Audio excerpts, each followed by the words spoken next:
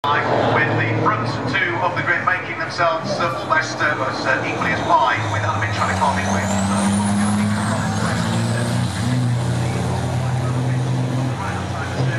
The inside line heading up towards Druids to try and fend off the defence of the ERF of Luke Garrett, so they turn their way through Druids corner. Wayne Easton leads the race. Luke Garrett is there in second place, and a big Division 1 around to get going. Coming up towards the Union flag, which will drop and get the race underway. It does so now. Keep an eye on a very good start last time from Steve Thomas, who again there's a bit of clattering, and Matt Summerfield is involved in that clattering, and they all get through.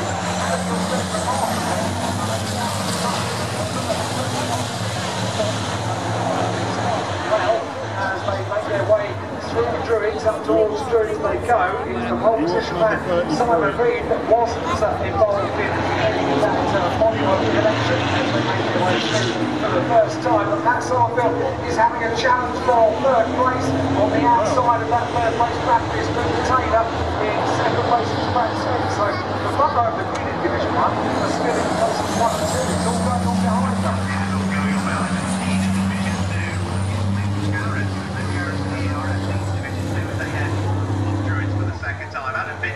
Second position, and it looks as though the Vico Strollers of Wayne Easton is there in third. Brian Burns, Stephen Powell is trying to carve his way side by side with Jim Bennett as they fall over fifth place in Division 2. But Luke Garrett out front. The Division 1s go over the start finish line, and Simon Reed, this new truck vehicle for this year, the truck that